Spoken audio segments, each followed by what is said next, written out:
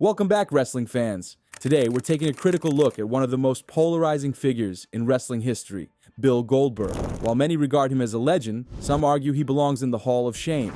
He should be in the Hall of Shame. Let's break down why that might be the case. Goldberg debuted in WWE as a powerhouse, known for his unbeatable persona and electrifying presence. However, a closer inspection reveals a different story. His matches often lasted only about 2 minutes, primarily featuring just two moves, the spear and the jackhammer. Triple H even poked fun at him during a training session at the Performance Center, highlighting his limited skills. If your biggest idol in this business is a guy that's been in the business for about a year, got everything handed to him, can't have a match longer than 4 minutes, has not wrestled probably for more than 3 months straight, and needs to take time off, then I wonder where does that mentally put that person?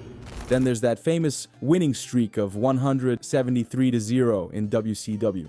Many wrestlers have challenged the legitimacy of those numbers, suggesting that the schedule didn't support such a feat. This brings into question how much of Goldberg's success was due to talent versus marketing hype. I finally get the truth about Goldberg's streak. I don't know what the number is, but it was definitely padded because we didn't work that many. Goldberg's limitations became painfully clear in his match against William Regal, where they were supposed to have a competitive 6-minute bout. Unfortunately, Goldberg botched several spots, leaving fans wondering if he was truly ready for the big leagues. And have a 6-minute match. Bill had never done anything more than a 90-second match. And the words were, and we both heard it, have a competitive match. Bill doesn't really, he freezes up, he doesn't know it. So I'm just working around him, and that's all. You're doing your thing. If I'm telling you, I'm trying to get him to do stuff, and I'm working around him. This pattern of short matches seems to stem from a fear of exposing his lack of technical wrestling ability. Perhaps the most notorious moment in Goldberg's career was his match against Bret Hart at Starrcade in 1999. A kick from Goldberg caused Hart to suffer a serious concussion, which ultimately led to his premature retirement. Hart has been vocal about his disappointment in Goldberg, labeling him as unprofessional.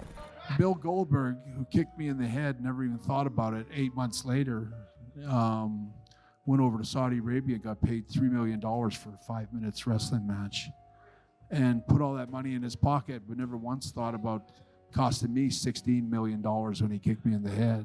And so, you know, I regret that I got injured by a guy that couldn't wrestle and has no business of being in a Hall of Fame. You know, he should be in the Hall of Shame. When Goldberg was asked about Hart's criticisms, he downplayed the incident, claiming it was an honest mistake. You know, the fact is it was a mistake. I was